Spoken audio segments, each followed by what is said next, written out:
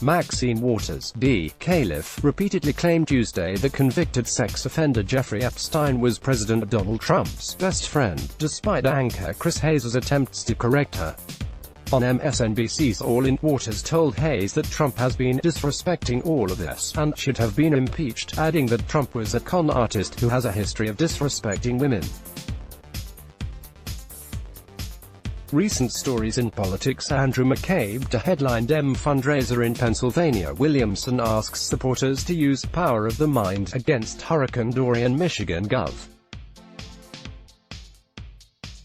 Orders all-out ban on flavored vapes. One of his best friends, who supposedly committed suicide in prison, was a pedophile, she said in reference to Epstein. And he knew it because he even said he knew that he liked young girls. Trump spoke favorably of Epstein in a 2002 profile in New York Magazine.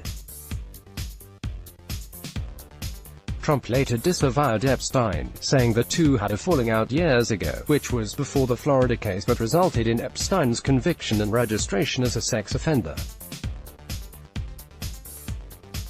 After Waters said Trump and Epstein were best friends, Hayes interjected to point out the lack of evidence for such a claim. "I don't know if it's been established that he was a best friend with Mr. Epstein, just to be clear," Hayes said. "I beg your pardon," Waters responded.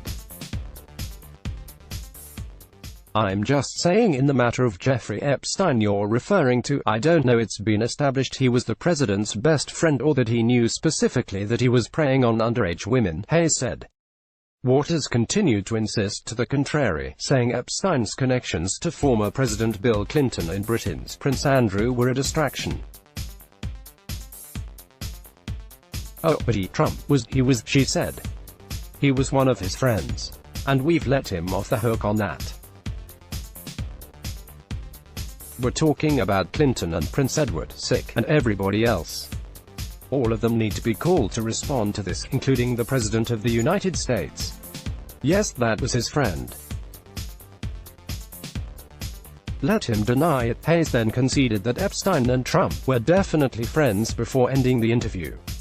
Trump acknowledged in July that he had once been friends with Epstein, but had cut ties with him years before his sexual misconduct came to light.